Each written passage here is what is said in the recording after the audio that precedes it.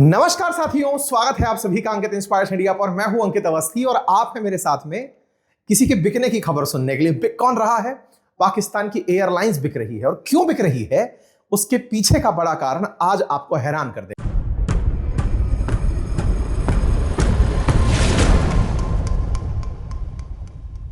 मैंने आपको कई बार अपने सेशंस के विश्लेषण में एक बात बहुत स्पष्ट रूप से रखी है और वो बात ये कि यार पाकिस्तान की असली परेशानी ये है कि यहां पर सेना सब कुछ कंट्रोल करती है। ऐसे में पाकिस्तान अपनी जनता को बेवकूफ बनाए रखने के लिए दुनिया के देशों के साथ फिलहाल के लिए विदेशी संबंधों का उपयोग कर रहा है, या फिर ये कहिए कि उसे लगता है कि जैसे भारत ने किया था वैसा हम करेंगे तो कामयाब हो जाएंगे। भारत की विदेश नीति की दुनिया भर में बहुत तारीफें जब होने लगी रशिया यूक्रेन युद्ध के चलते कि भारत रूस से तेल खरीद पाता है, अमेरिका को साधते हुए भी, तो फिर हमको ऐसा बनना चाहिए। और ऐसा करने में बहुत सारे लोगों ने ट्राई भी मारा। इमरान खान बेचारे फिलहाल जेल में भी इसलिए पाए गए, बताए भी हैं भी कि जिंदा नहीं पता, लेकिन कहा गया कि वो अल्टीमेटली पाकिस्तान को भी भारत की तरह ही विदेश नीति का मसीहा बनाना चाहते थे। उन्हें लगता था कि पाकिस्तान भी अगर सबको साधता रहा तो एक दिन वो कामयाब देश बन जाएगा। चलिए कोई बात नहीं। अब ताजा खबर यह है कि भारत ने जब से ऑपरेशन सिंदूर किया, पाकिस्तान अमेरिका के सामने पूरी तरह बिछ गया, क्योंकि अब उसकी इज्जत बचाने के लिए केवल एकमात्र तरीका था कि अमेरिका यह कह दे कि पाकिस्तान विनर है। यानी कि फील्ड मार्शल आसिम मुनीर को बिठाकर ट्रंप अगर साथ में टेबल पर बिठा दें तो पाकिस्तान की इज्जत बढ़ जाएगी। पाकिस्तान की बस इसी बढ़ी हुई इज्जत के लालच में पाकिस्तानी एक कदम और आगे निकल गए। अमेरिका के द्वारा दो बैंक ऐसी हैं दुनिया में जो हेड की जाती हैं, या समझिए कि उनके डिसीजंस को इन्फ्लुएंस किया जाता है। एक का नाम है वर्ल्ड बैंक और दूसरे का नाम है IMF। मैं कई बार आपको पहले भी बता चुका हूं, जब द्वितीय विश्व युद्ध खत्म हुआ था उस समय पर दो बैंकों का निर्माण ब्रेटन वुड सम्मेलन के तहत हुआ था। ब्रेटन वुड सम्मेलन को डॉलर के डोमिनेंस के चक्कर में भी जाना जाता है कि उस समय पर डॉलर को डोमिनेट रखने का नीति बनाया गया था कि डॉलर ही वैश्विक मुद्रा होगी। दो बैंक उस समय बनाई गई थी, एक का नाम वर्ल्ड बैंक था और एक का नाम IMF था। वर्ल्ड बैंक का काम था कि सेकेंड विश्व युद्ध में जो बर्बाद हुए देश हैं उनकी थोड़ी फाइनेंशियल हेल्प कर दी जाए, सो दैट वो ग्रो कर सकें फ्यूचरिस्टिक पॉइंट ऑफ व्यू से कि हाँ भाई उनका देश दोबारा से बन रहा है। जैसे कई बार आप रशिया यूक्रेन में सुनते हैं ना कि रशिया की जो जमी हुई एसेट्स हैं वो यूक्रेन के पुनर्निर्माण में खर्च की जाएंगी, बिल्कुल वैसे ही जब बात रूस की निकल कर आई तो रूस ने इसी तरह से उस दौर में भी अपना प्रभाव बनाए रखने के लिए उस समय एक वार्सा ट्रीटी ऑर्गेनाइजेशन बनाया था, पर उसकी अलग बात करेंगे। फिलहाल के लिए हम बात करें IMF की, तो IMF बनाया गया कि जब ब्रेटन वुड में डिसाइड हो चुका था कि डॉलर दुनिया की करेंसी होगी और डॉलर वैश्विक करेंसी बनने के चलते अगर किसी को पेमेंट नहीं हो पाया, किसी से पेमेंट नहीं दिए गए, बैलेंस ऑफ पेमेंट क्राइसिस हो गया। मतलब समझिए कि आपने कुछ ऐसा किया कि आपने खरीदारी की थी लेकिन आप एक्सपोर्ट के समय पर अपना माल नहीं बेच पाए, इंपोर्ट तो थे लेकिन एक्सपोर्ट नहीं थे। ऐसे में आपको व्यापारिक घाटा होने लगा। व्यापारिक घाटे को ही बैलेंस ऑफ पेमेंट के नाम पर जाना गया कि आप पेमेंट नहीं कर पा रहे हैं, और जब पेमेंट करने के लिए करेंसी ही डॉलर है तो अमेरिका ने इसकी व्यवस्था रखी कि चिंता मत करना, जिनको भी डॉलर की जरूरत पड़ेगी अपना नोट चलता रहे, इसके लिए मैं लोगों को डॉलर देता रहूंगा। बस ये लोगों को डॉलर देता रहूंगा कि जो फिलॉसफी है, इसी फिलॉसफी ने IMF का निर्माण करवा दिया। इंटरनेशनल मॉनेटरी फंड के नाम से जो बैंक जानी जाती है, दैट इज IMF ने क्या किया इस बीच में, जिस देश का बैलेंस ऑफ पेमेंट बिगड़ता था उन्हें ना केवल वो लोन देती थी बल्कि उस लोन के साथ कुछ कंडीशंस और डाल देती थी। कंडीशंस कैसी होती थी कि आपको अपने यहां पर कुछ पॉलिसी में चेंजेस करने होंगे। पॉलिसी में चेंजेस से क्या मतलब है? पॉलिसी में चेंजेस मतलब ये कि आपको बैंकों से इतना प्रतिशत ब्याज वसूल नहीं होगा। बैंकों के लिए आपको मॉनेटरी पॉलिसी ऐसे बनानी होगी।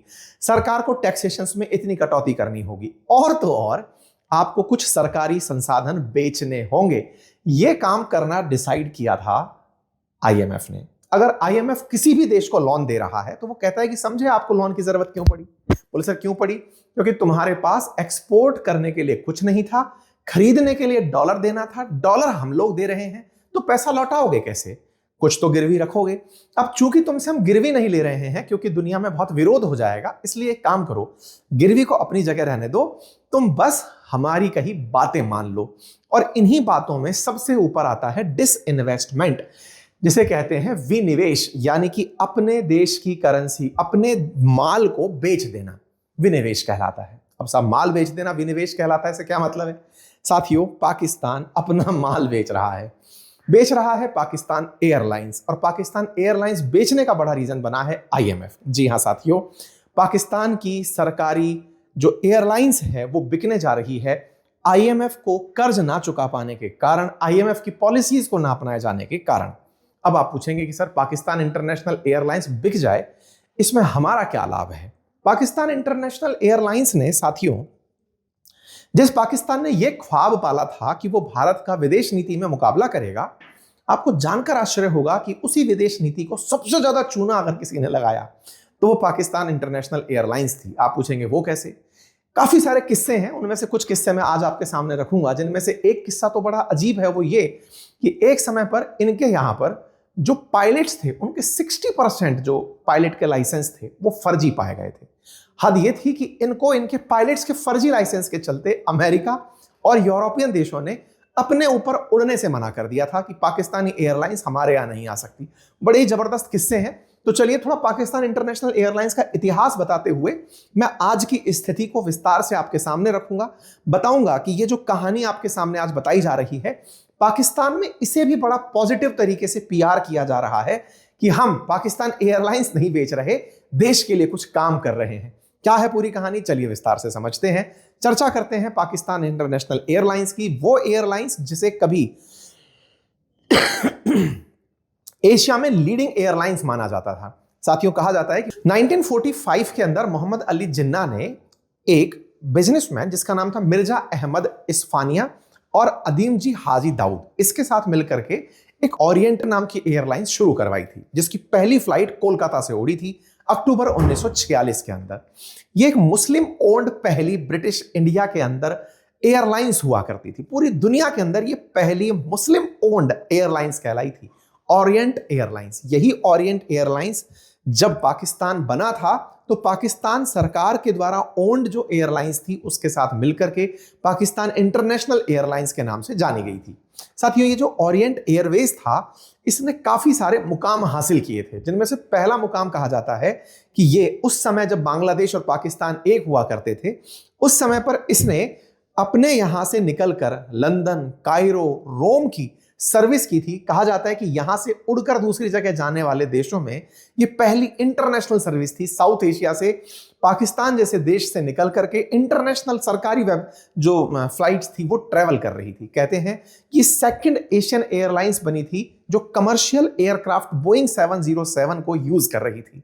इसकी उपलब्धियों में पहली बार 1964 में जब इसने चाइना की यात्रा की तो कहा कि यह पहला नॉन कम्युनिस्ट एयरलाइन है जो कि पाकिस्तान से उड़कर के चाइना की यात्रा तक पहुंचा। इसी तरह 1985 में इसने एमिरेट्स के साथ मिलकर के, क्योंकि यूएई की जो एयरलाइंस है एमिरेट्स, उसके साथ मिलकर के यूएई एयरलाइंस के गठन में मदद की थी। तो आप सोचकर देखिए कि एक ऐसा टाइम था इसका जो इसका गोल्डन एज था। 1980s तक ये इंटरनेशनल यात्राओं के लिए, चाइना की यात्रा के लिए यूएई की एमिरेट्स की स्थापना में सहयोग देने वाली के रूप में जानी गई। लेकिन 1990s तक पहुंचते पहुंचते पाकिस्तान में जब भ्रष्टाचार चरम पर पहुंचने लगा, उस समय पर पाकिस्तान की सरकार ने इसका जो दोहन किया, उस दोहन के चलते ये एयरलाइंस बर्बाद होना शुरू हुई। वर्ष 2018 आते आते इसके ऊपर 3.3 बिलियन डॉलर का कर्ज हो गया। वर्ष 2020 में तब बहुत बुरे दिन आए जब यूरोपियन यूनियन ने और यूएस ने इसे अपने देश में उड़ने से रोक दिया। कहा कि पाकिस्तान की जो एयरबस है वो क्रैश हो गई है। ये कहानी बड़ी इंटरेस्टिंग है। 22 मई 2020 की बात है। फ्लाइट थी PK 8303, एयरबस की A320, वो क्रैश हो गई थी कराची के अंदर, जिसमें से 97 लोग मर गए थे, 99 लोग ट्रैवल कर रहे थे। जब फाइनल रिपोर्ट बाहर निकल कर आई तो पता चला कि वहां पर एक बड़ी ह्यूमन एरर थी और साथ ही साथ कुछ प्रोसीजर्स फॉलो नहीं किए गए थे, इसलिए फ्लाइट क्रैश कर गई।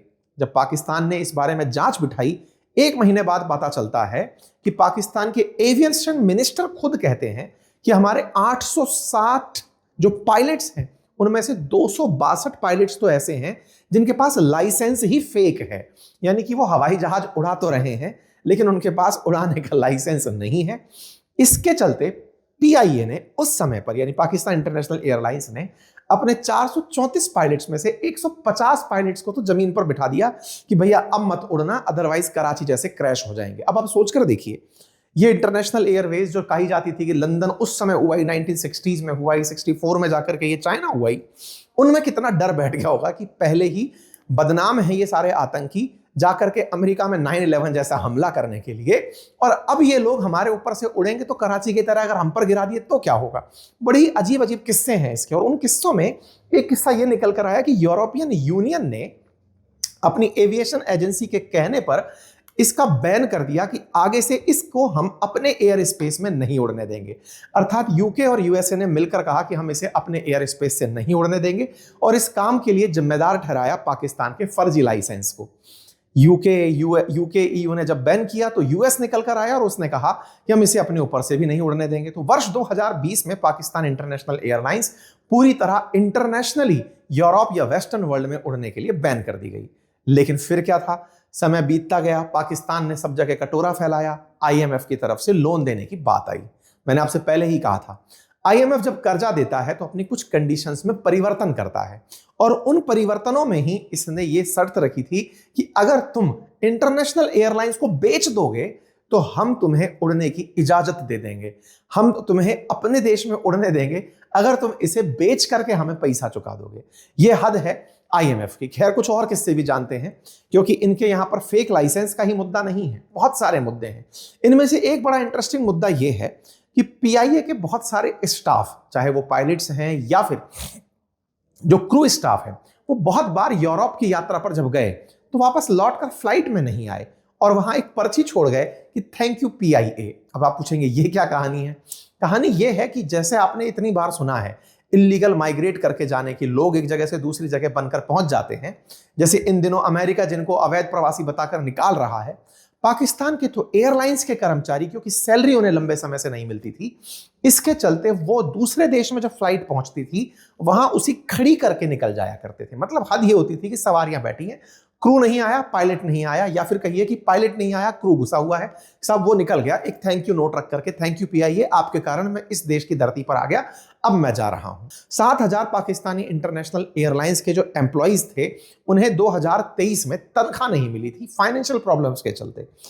अब साहब जब इस तरह की चीजें बढ़ने लगी, आईएमएफ से इनको कर्जा मिला। अच्छा, बाय द वे मैं आपको बताऊं, आईएमएफ से कोई भी देश कर्जा लेने से हिचकता है, कारण उसका बहुत स्पष्ट है, क्योंकि आईएमएफ कर्ज देने के साथ साथ उस देश के ऊपर बहुत सारी शर्तें रख देता है। ऐसे में जब आईएमएफ ने पाकिस्तान पर शर्तें डाली कि तुम्हें अपनी एयरलाइंस बेचनी होगी, तो उसने और भी बहुत सारे तरीके इनको बताए थे कि आपको टैक्स रिलीफ करना होगा, आपको युद्धों से बचना होगा, तमाम प्रकार की शर्तें और दी थी, लेकिन इन्होंने उनमें से कुछ नहीं मानी। पर कोई बात नहीं, पाकिस्तानी इंटरनेशनल एयरलाइंस ने बिकना प्रेफर किया। बिकने में उन्होंने पहली बार आंकड़ों में हेरफेर करके 2 दशक में खुद को प्रॉफिट में दिखाया। ये खबर बनी 2025 के अप्रैल की कि साहब हम फायदे में आ चुके हैं।